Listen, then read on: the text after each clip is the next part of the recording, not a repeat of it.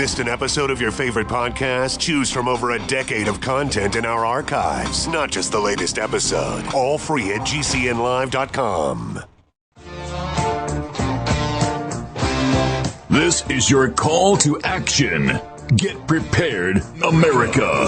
Economy, survival, energy, disasters. This is USAPrepares.com. Informative radio, educational radio. Interact now by emailing instructor@USAPrepares.com or text at 434-390-7953. Class, please take your seats.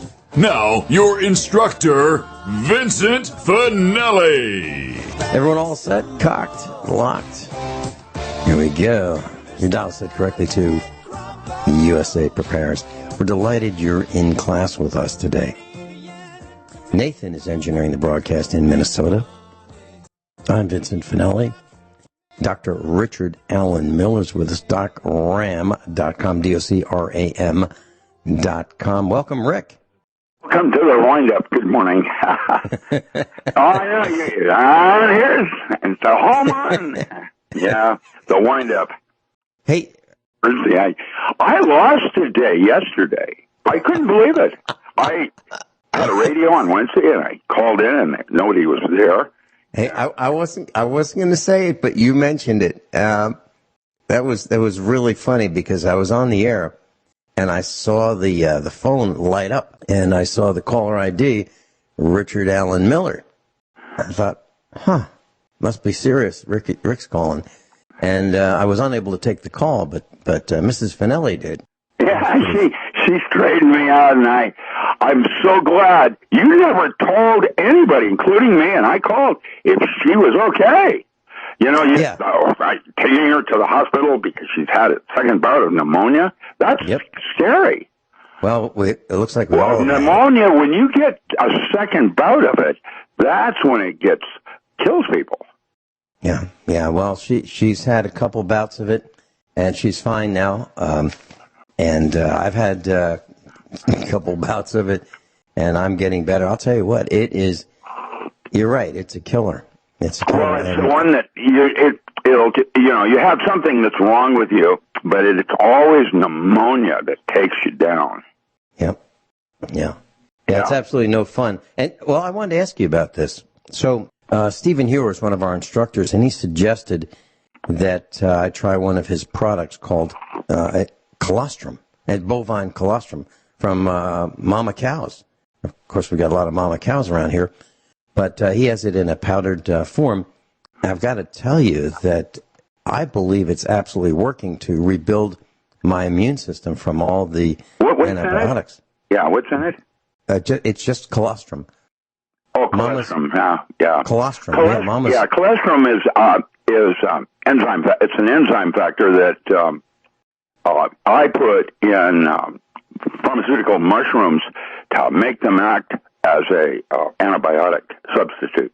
We did a feedlot study up in Nanaimo, and instead of using, when you're growing salmon, it's just like all other animals. You have to put antibiotics in there, or you're gonna have a high kill ratio, dead ratio, that kind of thing. And it's toxic. It isn't good for us to eat that with all those antibiotics. So we tried this thing with colostrum, transfer factor to be exact, and with transfer factor and mushrooms, they act exactly as an antibiotic substitute, and there's nothing wrong with it. I can even tell you how it works, but that's not part of our thing here. But that's that's a good thing to take. Yes. Well, I've been taking 2 tablespoons of this colostrum powder. Oh, well, that's excessive. You don't need much. What it does. It's not itself that does it, so I don't know why you're just doing that. But what it does is it puts beta-glucans. Beta-glucans are sugars, small sugars, that look like invading viruses and antibacteria, or viruses and bacteria. And what it does is it puts that enzyme up there on the cell to look for lookalikes, and it goes out and kills things that may be invading the body and keeps the body stronger. It's but you need the beta-glucans, and you get those in mixing a bunch of pharmaceutical mushrooms together. They have all different kinds, and by that time, you've got all different kinds of sizes out there hunting down lookalikes. So what pharmaceutical mushrooms are you recommending? The cordyceps is the one that has the polysaccharides. That's a much larger sugar, and that is for energy and delivering oxygen, mostly into the body. The beta-glucans are, okay, so that's reishi maitake. You know, the usual, there are 72 different mushrooms that have been identified as having polysaccharides and beta-glucans in them. And it's the polysaccharides that really do the job. If a weightlifter wanted to best his world record, he takes a bunch of mushrooms just before he's going to do a punch. And he'll break his record. That's how it works. It gives you more oxygen in the body. And oxygen kills all, what do we call it? Cancers cannot exist in an oxygen-rich environment. You put these mushrooms in your body, and while cancers can't exist, what happens is the body is constantly making mistakes. What you don't want is it to continue making and mastatize. And that's basically how the pharmaceutical mushrooms are getting rid of cancers as a byproduct. They give you a bunch of energy. I'm sorry, does that make sense? No, that's great. That's great. I'm going to add mushrooms to the mix. Now, if you put, okay, there are 6 basic ones I use, the maitake reishi, turkey tail, and then you take your cholesterol. Now you have what I call a superfood. And a superfood, you can't get sick in these things. I mean, you're going to be, you're going to pay 1/10 of what you would otherwise get. Now, pneumonia is when most people die of kidney failure or this or whatever. It's always the pneumonia that kills you. You weaken, and it's pneumonia that takes you out. And so you don't ever want to have pneumonia repeating itself, because once it does, it starts scarring the lungs. And once the lungs are scarred, you're kind of pretty well terminated. Yeah. Well, I guess I'm pretty well terminated. You can count on that. At least that's what the Lord Jesus Christ said. I'm kidding. All of us. The mushrooms will also, if you start mixing them with C60, the new things that are out, it'll repair telomerase, stop the fraying, and repair it. What age do you want to be?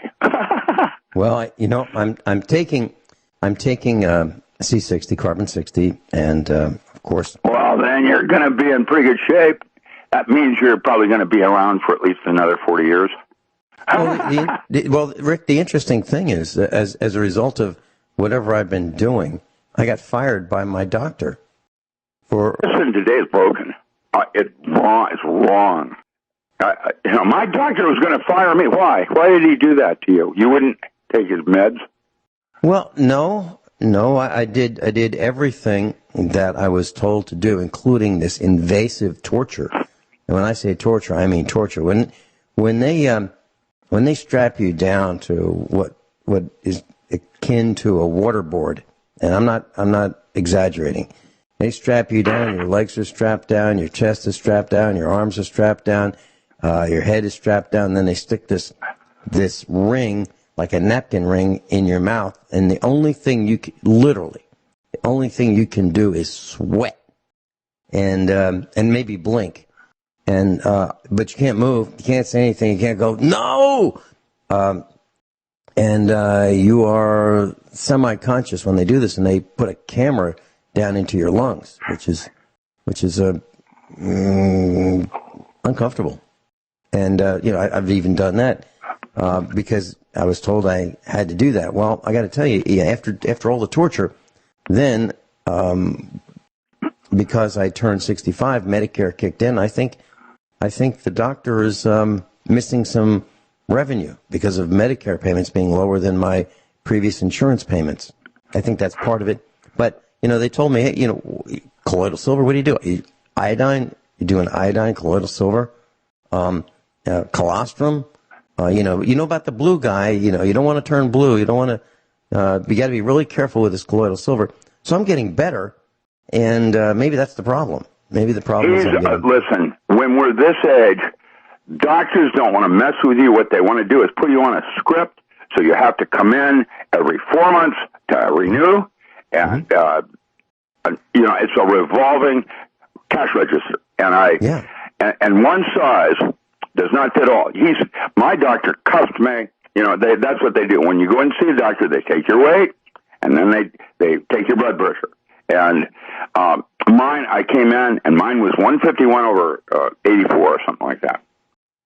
Oh, we're going to have to put you on meds because the standard today says you're supposed to be at 130.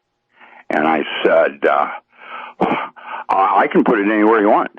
And he said, well, you didn't. And I said, cuff me again. He was going to fire me if I wouldn't take his meds. Mm-hmm. And he's a Seventh-day Adventist doctor. That's supposed to be chosen on purpose to be slow on the scripting. And because I don't take meds, I do my own supplements. And when I came out of surgery, they wanted to put me on warfarin. What do I want to take rat poison for? I used what was it? Coenzyme. It was I'll think of it now. It's a blood thinner. It acts as a blood thinner. It's an enzyme that I took, and it turns out that the thing I was doing worked better than the warfarin, and now his whole office is doing it. That was a surgeon. My general GP, he doesn't even want to go there. Mm-hmm. So, the interesting thing. I don't like medicine at all, and dentistry is worse. When they were doing all these root canals, and now they know they shouldn't, and all the amalgam that they're putting in your mouth, and now they know they shouldn't. And what it's done is created generations of people that have to go to dentists all the time. Mm-hmm. There was a study I did once about sugars. And the process of processing sugar, there are three steps in it. The second step can make it levorotary, where bacteria doesn't recognize it, and it does not have the weight problems that it does with candy and stuff. And they could be making this other kind of sugar, levorotary sugar, and we would not have the problems we do. And the reason they don't do it is just because it hurts those other industries, the dental industry and Hold that thought. We're going into a commercial break. We'll be right back with Doc Ram. Dr. Richard Allen Miller's with us. Rick, I was on the phone last night with one of our instructors. Yeah, can I interrupt for 1 sec? Could you have Nathan just turn up the volume, please? It's real low here for me. Okay. All right, we're going to turn it up for you. Perfect. Thank you. So I was on the phone yesterday evening with one of our instructors, and this guy is really fun. And one of the things that I wish we could have done in the past was, we had some instructors here for the expo at the farmhouse, like you and Matt Stein and, John Regan and Grace Thorne, and it was so much fun. Well, one guy who was missing from all this was an activist. He's 88 years old. And he was born on the Red Lake Indian Reservation in 1929. And his name is Dr. Adam Fortunate Eagle. And he's Chippewa. And he is the guy who was the principal organizer of the Indian occupation of Alcatraz for about 19 months, 1969 through 1971. Have you heard of that? Yes, I remember when Alcatraz got taken over, yes. I didn't know him. I didn't know his name, but I remember that event. Yes, I do. Yeah. They even made a movie about it. With Yeah. Mm-hmm. Well, he's the guy. And I know him, and the reason I know him is I was in an airport coming back from that area of the country, and Nevada. He lives in Fallon, Nevada, and on a reservation. and I saw this man who looked like the poster boy for the American Indian. And it's okay to use the word American Indian. We don't have to use the word Native American anymore. Or First American, or, yeah. They're all different. Yeah. Different tribes have their ideas. Mm-hmm. Well, he has, the braided hair on both sides, and he's a very distinguished looking man, articulate.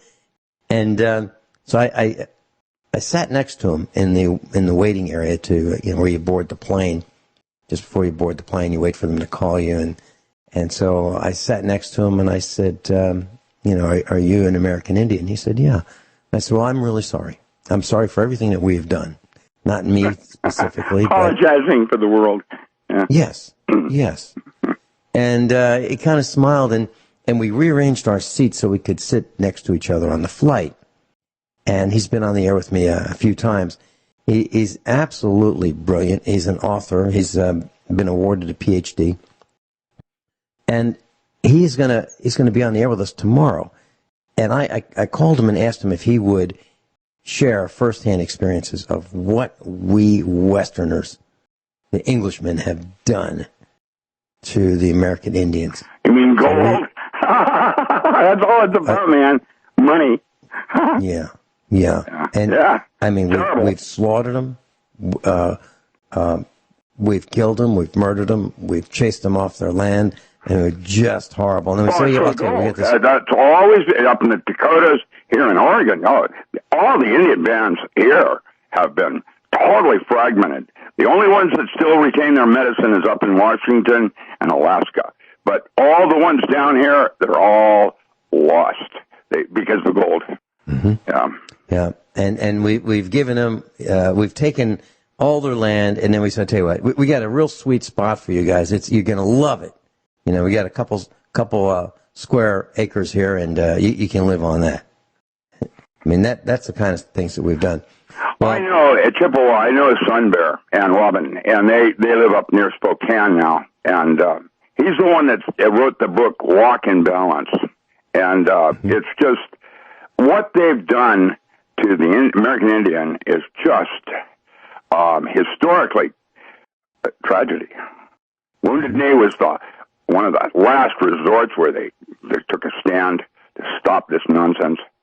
And I have a lot of friends that are American Indian. Most of mine are up in Canada on the First Reserve. I can say this about Indians. Never trust an Indian near a stream. Why is that, Rick? Well, they go after the salmon, man. That's their gold. Well, I can tell you that... I'm kidding. I actually do a bunch of business plans for American Indian. I did Fort McDowell. Hold that thought. Hold that thought. We'll be right back. Yeah. Dr. Richard Allen Miller's with us, and if you'd like to go to his other website, richardallenmiller.com, Richard, A-L-A-N, Miller.com. So, Rick, Dr. Adam Fortune Eagle was thinking about what happened when Columbus showed up. And Thanksgiving. Yeah. And the Native Americans are not too impressed with Christopher Columbus and the doctrine of discovery. So the doctrine of discovery is when you land in a place that hasn't been discovered, you can claim it under the doctrine of discovery. So he did some research, and he found out that Italy had not yet been discovered. It's true. It's true. Oh, no, man. So this guy's a real activist. So Dr. Adam Fortunate Eagle, the ringleader of the occupation of Alcatraz, and I use that in a positive sense when I say ringleader. He was the guy in charge. He was the guy that got the ball rolling. And so he hopped on a plane and landed in Italy, and he was in full Indian regalia, and he planted his. Mamma mia! I can just see it, man. He planted his spear on the tarmac. He planted his spear on the tarmac, and he discovered Italy for all of the Native American tribes. and the Pope heard about this. Oh man! So downhill from there, doesn't it? Well, the Pope wanted to meet Adam Fortunate Eagle, and the way he tells the story is that the Pope, put out his ring for Adam Fortunate Eagle to kiss. Now, Adam had his own ring, and his was a Native American ring in silver.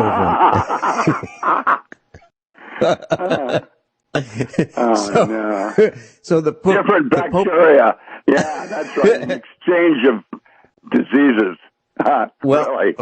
from what I understand, it didn't quite happen. I think neither kissed the other's rings, because I don't think the Pope would kiss Adam's ring. So he's a pretty cool guy, and he's got a lot of tenacity, and he has a lot of intestinal fortitude. Yeah, they call that panache.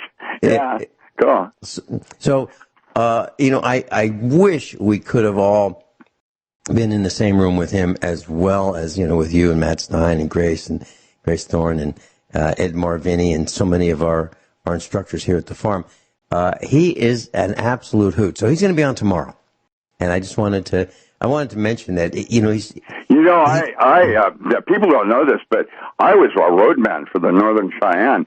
And did you know that the Native American religion was formed in 1946 and basically was a way for the American Indian to do whatever he wanted to.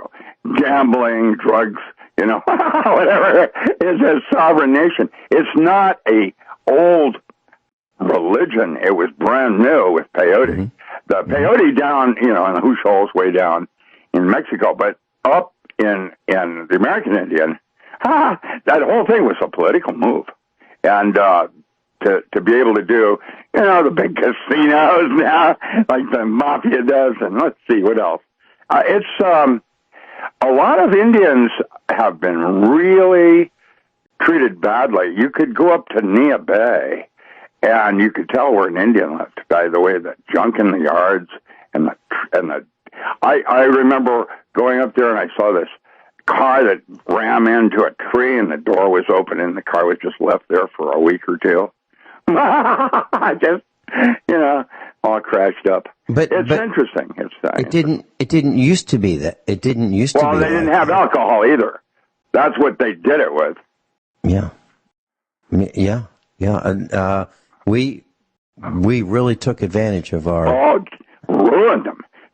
Most of the tribes have lost their medicine. It's a medicine is a history of their tribe, and it's an oral tradition, just like in the movie Enemy Mine, or the Hebrew. The Hebrew did the oral tradition as well before the Bible, and I can tell you that most all of the Indians, especially around where you are, they've lost their medicine. They've tried to get it back, but the history, the songs, the dances. Well, you met Dr. Norman Shealy, medical doctor, and the modern medicine village doesn't really like him for some of they don't like some of the things that he likes and does. Maybe they don't even like him as a person because he is outspoken against the medical mafia. Well, he has been adopted by a band of tribes of American Indians called Nemenha. And he is a Native American medicine man, Dr. Norman Shealy. And I've been adopted by the same band of tribes, except the difference is the band of tribes thinks they made a mistake by adopting me. And I'm not kidding. Is it made with real Girl Scouts? Yeah, gotcha. I'm serious that I think that they. Well, and it's because of my opinion toward the police. They think that I should be a little kinder to the police. Well, I think the police should be a little kinder, actually a lot kinder to us. And I've said publicly that 99% of the cops give the rest a bad name, and I mean it. I mean it. But saying things like that, make Nemenha a little disappointed, at the least, that I am a member of Nemenha, the band of tribes of Native Americans. And so anyway, the broadcast tomorrow with Adam Fortune Eagle, I've asked him to describe firsthand the atrocities that the white man has committed, the genocide on a mass scale, the murder, the gauntlets that were set up, the executions and so forth, and the theft. And around here in our neck of Missouri, the Trail of Tears went through here, and there were a lot of people who have Native American blood to some percentage. And I understand what happened was that families would sell their daughters for food. They were so hungry. They used to have plenty of food until we killed their food. We hunted the buffalo into or out of existence. I mean, we've destroyed their land. And we claim we discovered it, and through might, guns, and so forth, we took over. Well, we taught them how to be criminals, yeah. Mm-hmm. Yeah. Yeah, and it's very sad. So we're going to talk about that tomorrow. Also tomorrow, Rick, I'm going to talk about, just as a side note, I'm going to be talking about generators. Part 2, I'm going to talk about how to hook them up to your house and the way I do it. What would you do if I have a friend that's in the middle of nowhere and there's no power, and he wants to use his laptop continually? Mm-hmm. What kind of a generator does he need to run a laptop? That's all he has. Not much. What I would do, if I were in that environment, and I wanted to do it really inexpensively, I would get an inverter. Simple inverter, maybe a 200-watt inverter, hook it up to a car battery, and that would be fine. But you can get more and more sophisticated. So you're just recharging while you have a couple of batteries that you're recharging while you're using the primary. Yeah. And so another way of doing it, and I've done this, 20 years ago, easily. I got a couple solar panels. I aimed them where the sun would be at noon. This was in Virginia. And I hooked them up to large truck batteries. And I would charge the truck batteries with, these are just simple lead acid batteries that kind of have two handles, one for each person on the side of the battery, because they weigh darn close to, 200 pounds. They're really, really heavy. At the time, they were $99 a piece at Sam's Club. Now they're a couple $100 a piece. But that's really not the way to go. But in the long run, in the short run, you can take a couple 12-volt marine batteries. You can get them anywhere.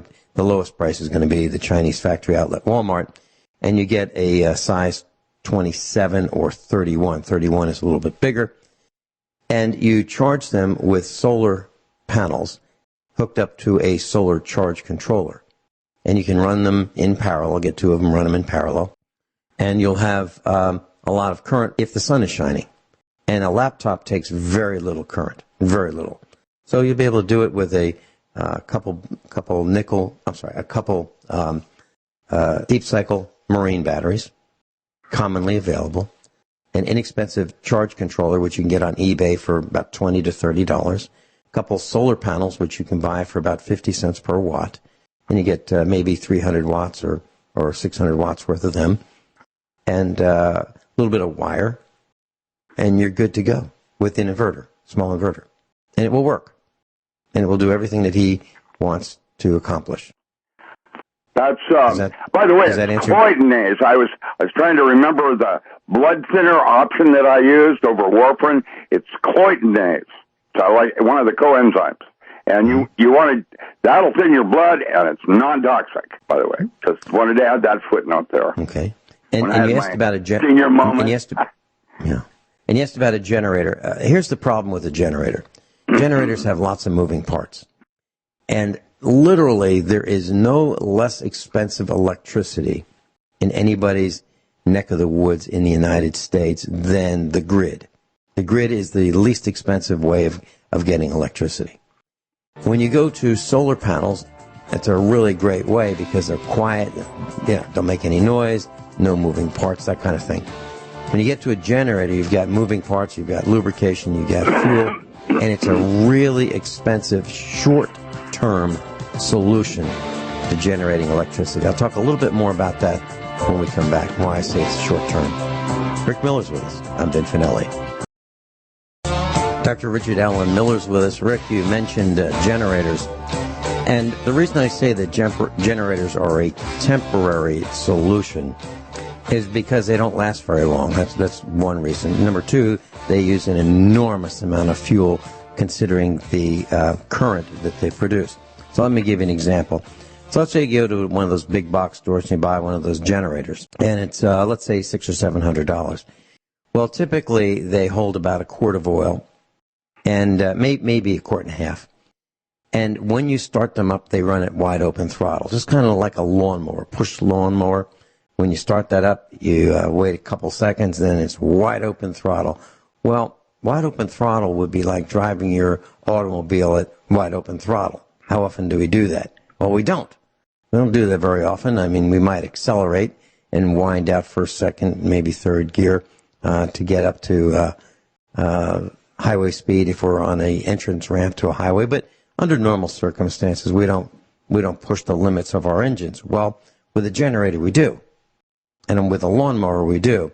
And if you think about it, you might have that quarter of an acre that you're mowing. In 30 minutes, you're done. You do that once a week. How many hours have you really put on that lawnmower in a growing season? Not many hours.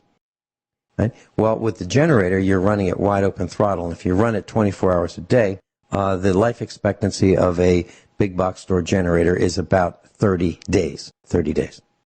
Now, the reason we don't think of it like that is because we don't run them wide open throttle for 30 days. We run them for a day or two, and then the power's back. And then we put it away, and we try to start it next year, and it doesn't work because the carburetor's gummed up because of the ethanol in the carburetors. Okay? Well, they're a temporary solution because of the amount of fuel that they use, which is, if it's a big box generator of about 5,000 watts, it's going to consume about 1 gallon of gasoline per hour. 1 gallon per hour. 24 gallons a day. It's unaffordable. So the answer for your friend is, I think, a solar panel and an inverter, or a couple solar panels and an inverter and a charge controller and a couple marine-type batteries. That, I think, is the answer if he only wants to run his laptop. Now, if he wants to have lighting, well, you can add that too, but it's going to have to be LED lighting, which are very low wattage. So when you're planning an off-grid kind of a system, or a standby generator system, or a solar type system, the first thing you need to do is shed watts. Get rid of as many energy hogs as possible. At least don't use them when you're in the off-grid situation. So what are they? Well, we're talking about an electric clothes dryer. We're talking about an electric hot water heater, an electric stove, a toaster, a hair dryer. Those kinds of things that use a lot of electricity. Incandescent light bulbs, electric heating systems, those electric baseboard heaters, those plug-in-the-wall supplemental heaters. All of those things that use resistive type, or are resistive type loads to do the job that they're intended to do. Those devices are really, really hard to power with off-grid power or generator power. Does that sort of answer your question? Yes, it did. Thank you. I bought a generator. Your explanation of it was perfect for me. Thank you. That gave me another way to look at things. Well, okay. So if you look at, I've got an old truck. The newest vehicle in my family's fleet, Mrs. Finelli's and mine, is a 2004 truck. And this particular truck, the newest car is a 2000, the newest truck is a 2004. This truck has, it's full of rust, and it has 200 and something thousand miles, let's say 250,000 miles, 250,000 miles. There is an odometer that tells you how many miles it's gone, but it also has an hour meter. And the hour meter reads about 6,000 hours. So a gasoline engine, if you're not in liquid cooled, like an automobile or a truck can last a long time if you don't wind it out and beat it up. But 6,000 hours is a lot. That's a lot of hours. A tractor, that's about what a good diesel tractor is going to go before it needs to be rebuilt. But one of these air-cooled engines that's running wide open throttle, no, it's not going to happen. 30 days, 24 hours a day, that's about it. Rick Miller and I will be right back. I've got a whole bunch of questions for him about dead zones in the sea. Dead zones in the sea. We're going to talk about that when we get back. DocRam.com. Everyone all set, cocked, locked? Hour number 2 of USA Prepares. Doc Ram's with us, Dr. Richard Allen Miller, richardallenmiller.com, Richard, A-L-A-N, Miller.com. If you'd like to call us, toll free, 866-582-9933, 866-582-9933. If you would like to listen on your phone, 605-477-3249, 605-477-3249.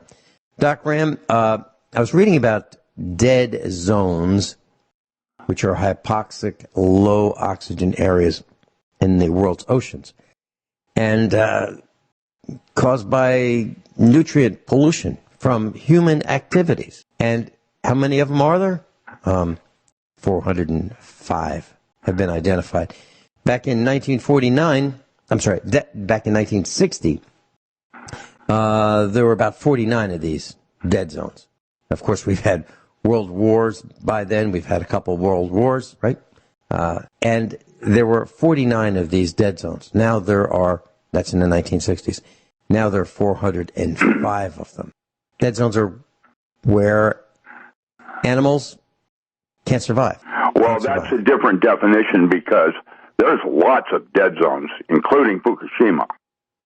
All that ocean around there, there's nothing.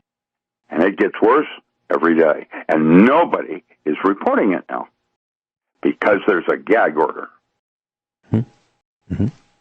Yeah, I think you're right. I think you're right about that gag order from the government of Japan as well as probably the rest of the world, so we don't panic. Well, there's lots more where that came from to panic on. Mm-hmm. I'm just watching what's happening to the trees here in Oregon, and as a child, I remember what they looked like. They're different. Every single tree shows some major form of stress. A major form, you know. Ponderosa is the primary timber here in Oregon, and usually you'll see 1 or 2% kill on the tree. Now it's up to 20%. It's an extra zero. And it takes a while for the trees to react, right? I mean, it's not... there are lungs. I mean, it's like pneumonia. Mm-hmm. That's what will kill you. That metaphor stands. And there it is, the chemtrails. Who's paying for all of that? I'm surprised. It's $10,000 an hour. I'm surprised that the villagers haven't taken action by now. Yeah. And I'm being serious. So you have a neighbor and you live in in the suburbs, and you say, "So, Charlie, what do you do?" I'm a pilot. This is not unsimilar to the American Indian. It's a different spin where we have little tribes, America, Holland, whatever, and now these universals, men, are just doing it. Now, it's a metaphor. It's Well, what I'm saying, Rick, is so a person lives in a neighborhood, and he says to his neighbor, "So Charlie, what do you do? You go to work. I see you leave. What do you do?" Says, "I'm a pilot." "Oh, Southwest Airlines?" "No." "Huh? For who?" Well, I fly these, missions." "War?" No. "So, Charlie, what do you do?" So why isn't it out why are people asking their neighbors what actually they do? And then when you finally get down to the point where wait a minute, you just go and fly around? Nobody goes and flies around. You just don't crisscross the skies just for fun. What are you doing up there? Well, we've got a cargo. So you just haul this cargo? Well, actually, no, we just kind of release the cargo as we fly. What's in the cargo? Well, it's just like this stuff, these chemicals. So you just release them into the air? Well, yeah, it's good for the environment. Really? What is it? Well, it's barium and aluminum and some biologicals. Metals, yeah. Yeah. And now the point I'm trying to make is, class, I think we need to ask questions. If we think that our neighbors are doing this, they need to be ostracized. They need to be pointed out. Signs need to be put in your yard that says, my neighbor is polluting your world. My neighbor is causing your respiratory disease. My neighbor is killing all of us. That's the kind of stuff we need to do. Now, the neighbors' wives, what the pilot's wife or husband needs to do is say, you know what? I'm not going to make any defective babies with you because you're out there flying in all this toxic soup that you're spraying, and you're not the only guy. There's a guy in front of you, alongside of you, and behind you. And we're not going to be making any deformed babies. So you sleep on the couch. That's the kind of stuff that needs to be going on. These people need to be exposed as criminals. Now, and then when they get exposed as criminals, I'm talking about the pilots and the guys who load the cargo and the guys who tune the jets. And I'm talking about the jet engines. I'm talking about the spray nozzles on these planes that deliver this toxic soup into our atmosphere. All the people involved, every single one, the airplane mechanics, the guys who make sure the tire pressure is right on the airplanes, the guys who deliver the jet fuel, everybody involved needs to be exposed. And when they get exposed, they'll say, well, it's not me. I'm just the guy who checks the tires. I check the air pressure on the tires. I just make sure that the brakes are working on these polluting devices.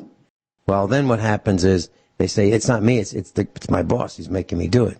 And then that boss says, no, it's my boss that's making me do it. And we go right up the chain until we find out who it is. Then we do things like we give them a real short trial, and then we draw and quarter them, put them on public display for global atrocities. You think the Nuremberg trials were something. I mean, this is worse. I'm sure people think that the gassings and the shootings and all the atrocities of the Third Reich were horrible, and they were. But this is even more people. The whole planet is involved in this. Ted in Washington, welcome. Hello, Vincent and Rich. Thank you for taking my call. Yeah. What's up? I wanted to talk about protection against EMF and 5G. Mm-hmm. Good luck with that, man. It's microwave band, and there isn't any screening at this time in our technology. There isn't, but a few years ago, Dr. Catherine Albrecht, she had on her show a new technology that was introduced, some type of gel or paste that scientists developed that could be coated and painted on the outside of an antenna or underneath of an airplane to exponentially increase the range without any added electronics. And I was wondering if there would be some kind of counterwork or contraband or something backwards that we could apply to help protect us against the EMF. I saw an article in Scientific American on 2010, one article, and then everything ceased. The article was explaining about a new development technology using copper, and it was a copper that was weaved into fabric in a specific geometric format, and it was the geometry that would reflect gamma rays. It would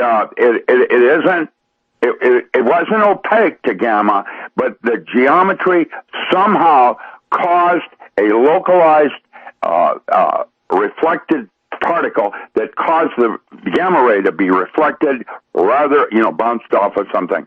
And it was the geometry. And that's the last article I saw on that. And I tried to do follow-up, and it's like one of those things that they leaked something out, and then they suppressed it. And that would be probably what will allow us to go into space and allow us to, travel outside the atmosphere. It is the atmosphere that protects us from the universe. And what they're doing now is putting mini universes under the atmosphere so that there is no shielding because of the convenience of being able to charge a cell phone quickly without having to plug it into a wall. Now, that's where it's greed, and I don't know where this is all going to go, but that Scientific American article was really, I went, wow, and then it was gone. Never saw it again. No more references. Rick and Ted, I'd like to share this with you. Sure. 13 years ago, we built from the ground up our farmhouse here in Missouri, same farmhouse where I'm broadcasting. And I was very concerned about this. And I had the good fortune of having friends and college roommates at the university who were electrical engineers. And through the process of osmosis, I learned a few things. And we built electronic gadgets together, and some of them were illegal. But that's another story. Anyway, through this experimentation and the quest for more knowledge about all kinds of things, I decided to go to eBay, and this was about 13 years ago, and buy about 5 pounds of copper dust. Now, this would be copper in very, very small, very fine dust, if you will, about the consistency of bread flour, finely ground white bread flour, that size. When we come back, I'll tell you exactly what I did with it, why I did with it what I did, and what I believe the effect is. And I'll tell you how you can do it if you want. I've mentioned this before, and so maybe we pioneered some of this technology here for the home, but here it is in our farmhouse, and it's still here. Do you want to hold, Ted? Sounds good. Thank you, sir. Okay. We'll be right back. Doc Rams with us, Dr. Richard Allen Miller. Ted is on the phone in Washington. Great question, Ted. So here's what I did. When we built our house, because our son and I wired the house and we used wiring standards, we literally took a stick and we marked it from the floor, the height of all the holes we were going to drill for the horizontal runs of the wire through the walls. I'm talking about Romex wire. And I was concerned about the electromagnetic radiation. Now, this also applies to what your question is, electromagnetic fields and 5G. So what we did was we knew where the wiring was. And we took pictures as we built the house. We knew where every wire in our farmhouse was put. And I bought this copper dust on eBay. And I just looked during the commercial break that we just had. It's available for 100 grams of 300 mesh copper dust. 100 grams is about a quarter of a pound, roughly speaking.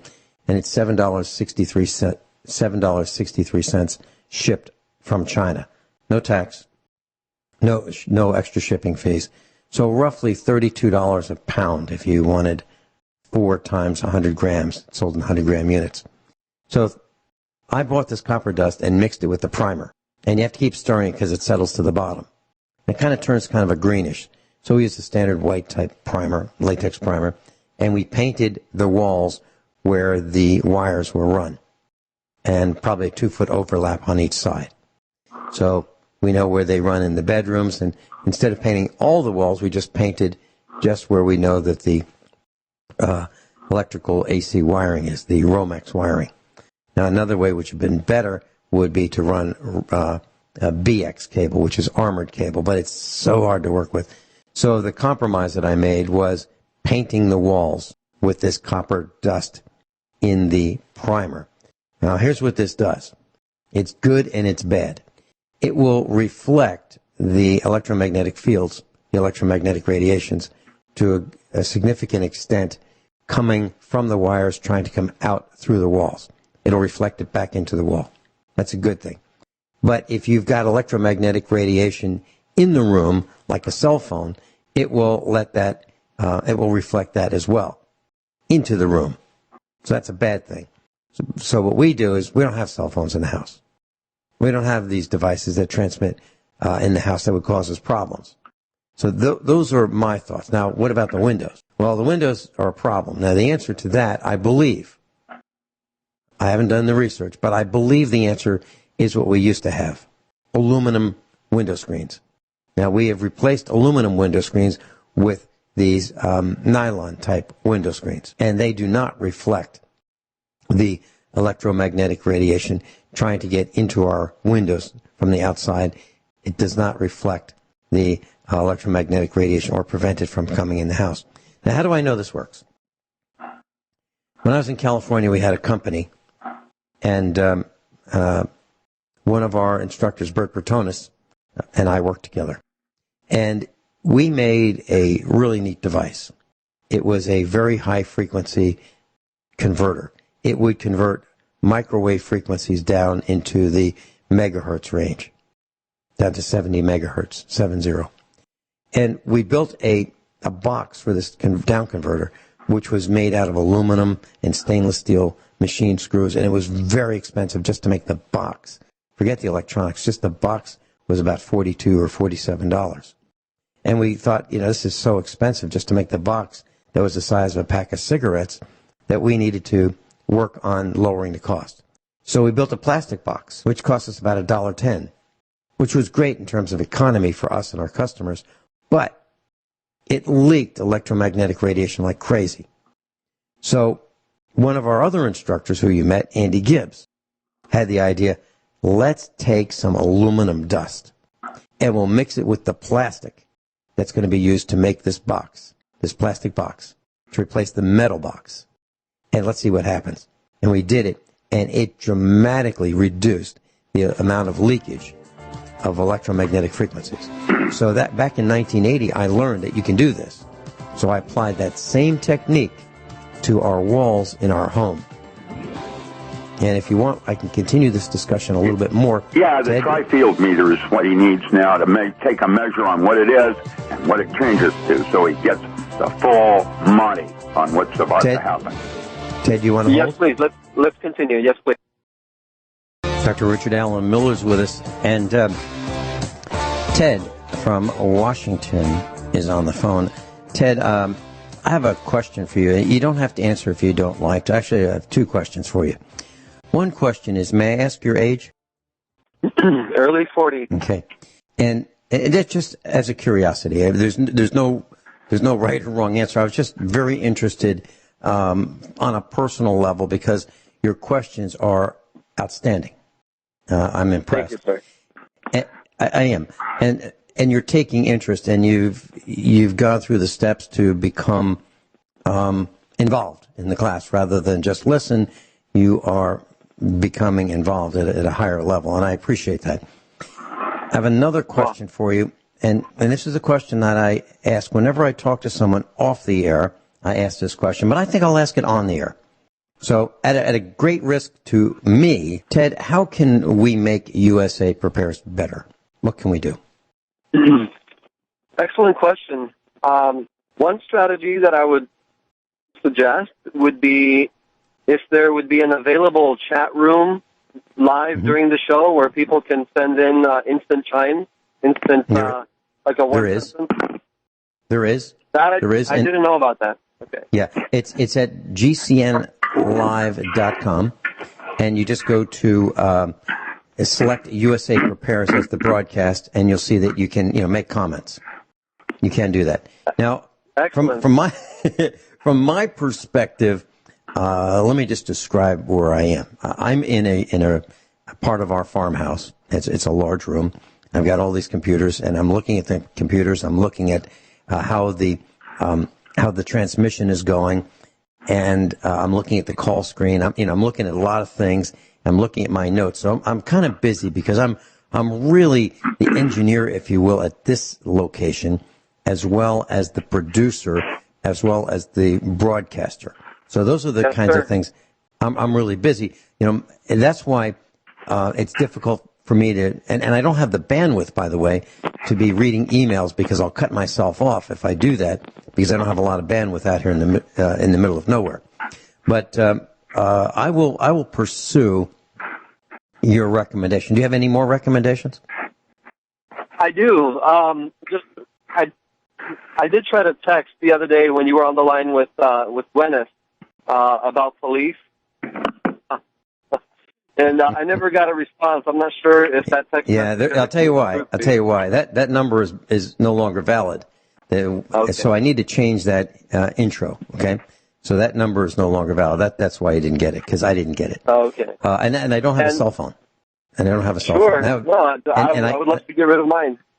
And I think I explained why. So, and here, let me just tell you, in my opinion, why living in an apartment, and I'd love to hear Rick's response too. This is all germane to your question. So living in an apartment is an electromagnetic nightmare. It's really dangerous, and I'll tell you why. So let's say there's 16 units in this apartment building, okay? And you've got maybe 3 floors or 2 floors or 4 floors, whatever it is. So you've got neighbors all around you. Every single one of them, you can guarantee this. Every one of them has at least one smartphone, at least. So let's say there's a couple. Now you've got 2 smartphones, 16 units, 32 smartphones, all blasting away. Then you have wireless. They each have their own wireless connection. They're blasting away. They each have a microwave oven, blasting away. Outside the apartment complex, you've got 16 smart meters. And connected to those 16 smart meters that are blasting away, you've got high-tension power lines, okay, to feed these apartment buildings, running up and down the street, right outside the windows of the apartments. This is just a typical, apartment complex. So you put all that together, and you've got an electromagnetic soup that's a nightmare. In my opinion, it's dangerous. In my opinion, it's a everything killer. has an LD50 ratio, and that 5G, that's microwave band, and that is pervasive everywhere. Where are you going to put your head in a bedroom? That's why you want to get a tri-field meter and start measuring these things so you can actually watch the changes that are occurring and why you want to do this over that. Trust me, a tri-field meter is like less than $150, and it tells you exactly where in your bedroom you do not want to put your head. That's absolutely true. Yeah. And that's Ted, right out of the gate. You want to sleep and have that radiation affecting various parts of their brain, like your temporal lobes or that's how the 0.3 to 3 gigahertz works, synthetic telepathy. It causes the temporal lobes to heat up and begin to ring. And that's how it works. So there it is. You want to talk about 5G? Yeah. And just in Washington, where I grew up, like you are, I used to go over the North Cross and watch these power lines coming out of Bonneville or wherever. And would you like to live under one of those things? There's a movie called Neighbors that comes to mind, in a way that's creepy. And now they're going to put them everywhere, including the country. What was that article we were talking about last week with Rich Sheben on Pennsylvania? University of Pennsylvania are now recommending not allowing people to hike because they don't have good cell coverage. That's so silly. We are in such trouble with this EMF pollution everywhere. You said it's crazy. It's crazy. You're right. And nobody gets it yet. There was this one product. I'm not sure because I haven't researched it personally. I'm not sure if it's a gimmick, but it was. They're gimmicks. They are, because I'm here as a physicist saying we do not have any technology yet that will shield you from that kind of stuff. Period. End of story. Little medallions you wear around your neck, good luck with that. That was my next question. If there's some type of pendant. No. But The answer, no. I already know where you're going. No. There's no solution yet. Only these individuals that are putting these towers up. How much do you think that tower costs? And then, why is he putting them all across? You can look at them, count them up, like the chemtrails at $10,000 an hour just to fly the aircraft. Somebody, aliens, that's what it is. Yeah, no, we haven't been invaded. We've been invaded by a subhuman that developed these things he doesn't give a damn about his grandchildren's timber. He's in it for right now. And then there's no consideration on the next generation and all that nuclear waste at Hanford and where it's going to get to go. Yeah. Ted, are you a family man? I am, absolutely. Is that part of the equation why you're so concerned? I can hear it in your voice. You're too kind. That is one of the many factors. Especially, I've been on a quest for personal health, and I've been reading a little bit about 5G on other websites, naturalnews.com. Mm-hmm. I've come across certain products which Rich has said that they're gimmicks, but they are. I don't know if we could say it live on the air. Maybe it's worthwhile to investigate and research how good they are. Well, Nexus has one, these little medallions, and I've met some of these people that are putting it out, and I can't be snowed. And I'm an alternative. I'm seeking answers, and I'm good at what I do. And the only thing I saw was that one article that would reflect gamma rays. That's what we're talking about. That level of frequency band is 5G. And what we're doing is creating our own mini cosmic particles. And that is toxic.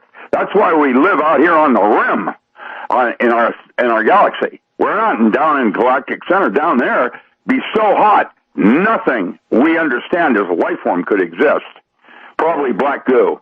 But, I'm telling you, the concept of these high energies for convenience it's a double-edged sword that at this moment, like nuclear power, does not have a solution yet on where you're going to put the waste. And it's all about greed. And they make the money quick, and then they're gone, because when they're dead, it doesn't matter what happens next. And the next generation, the Gen X and the millenniums, are going to be left with the problems. And to cut to the chase, Ted, here's what I found with the tri-field meter. And Norm Shealy has one as well. So this is a little handheld device. It's the size of a couple packs of cards, maybe four of them. Radiation counter, there it is. And it has a dial. It's a D'Arsonval movement dial. It's not a digital display. And what it'll tell you is the amount of electromagnetic radiation in different frequencies. Next to the wall. If you put that next to a vintage stereo receiver and you turn it on, you'll find an enormous amount of electromagnetic radiation. If you put it on the bottom air intake cover of a refrigerator, you'll find the compressor has an enormous amount. Microwave oven, the clock. Forget when the oven's running. The clock that runs the microwave oven. The clock, the digital clock that runs your stove. The digital metering system for your dishwasher, whether it has just a couple LEDs or not. That also has a lot of electromagnetic radiation. Your computer. If you take it into the vehicle that you're driving and you put it under or near the dashboard, you will find that you are in an electronic frequency soup that's unbelievable. Absolutely unbelievable. Turn the key on and watch what happens. That needle will peg. So your smart meters, you'll find it there. You'll find it near wall wart transformers, the older style, not the little ones, but the older transformers. You'll find it an enormous amount near electrical boxes. Now, when I talk about an electrical box, I'm talking about one of those little plastic boxes or metal boxes that has your receptacle or a light switch. Now, what happens when Romex wire is run parallel in its sheathing, it seems to minimize the radiation, the electromagnetic fields. But when you break those wires out of the jacket and separate them and hook them up to the switch or your circuit breaker panel, inside the circuit breaker panel, it comes out of those metal boxes. And the amount is unbelievably high. Doc Bram's with us, and Ted's with us, and we've been talking about electromagnetic radiation. It's a threat all around us, absolutely all around us. Now, I had a chat with our family, and I took a walk with our son, actually both of our boys, and Mrs. Finelli yesterday, and we actually looked at the smart meter that we have on the house, and we looked at potential wiring changes and running cable to the house. It's a pretty expensive proposition for us to make changes.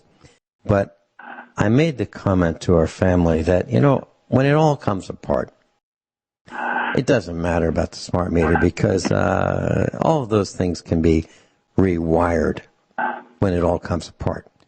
So that's just a thought. You just need to understand how they work. And in my world, I moved to a farm. I moved from Virginia on a farm to Missouri to a bigger farm farther away from people because I think things are going to be terrible. I really do. And I want to be as far away from it when it happens as possible. And I want to be as self-sufficient as possible. And that's why I talk about the things that I talk about and tell you the things that I've done and why I've done them. Everything on my... I believe that if you want to make the best of a terrible situation, and that's what we have right now, you need to get out of the city. You need to get out of the suburbs. You need to find employment that you can do maybe online. Start your own business online. Start your own business in the middle of nowhere.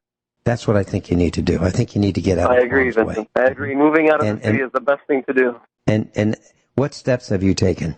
I actually have a small home with a pretty decent yard. I used to live in a apartment complex, and at the time we had no smart meter, nor do we have a smart meter now, which is, I'm very thankful for that. Washington?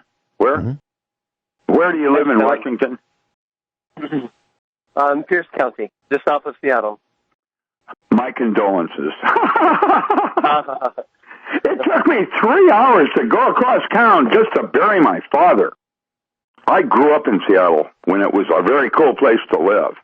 It has changed. Back in the 70s, I went up into the Okanogans to dig in.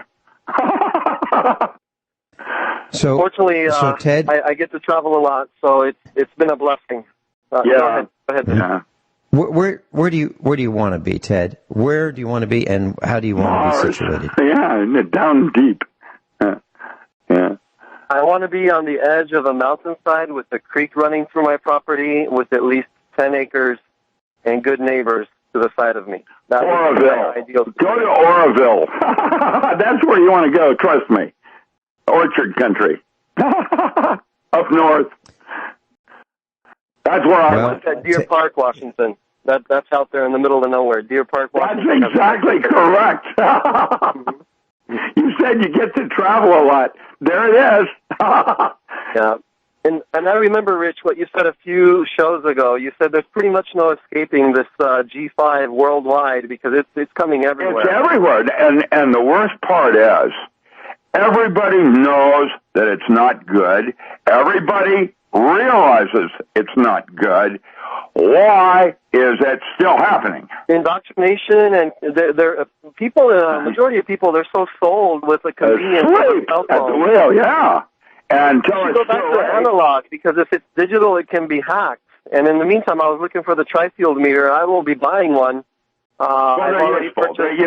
They'll tell you why it used to be you want to point your head north, and remember.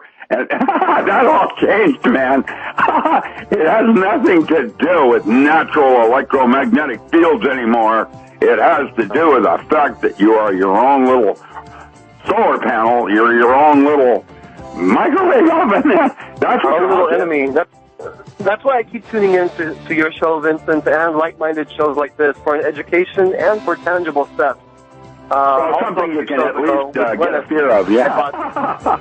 I was able to buy The Richest Man in Babylon based on a few shows ago. So thank you so much for what you do. Powerful influence. Thank you. Yeah. Ted, please continue calling in, Ted. Thank you so much. I promise. Doc Ram, thank you. Yeah. Thank you, gentlemen. Thank you. Thank you, Doc Ram.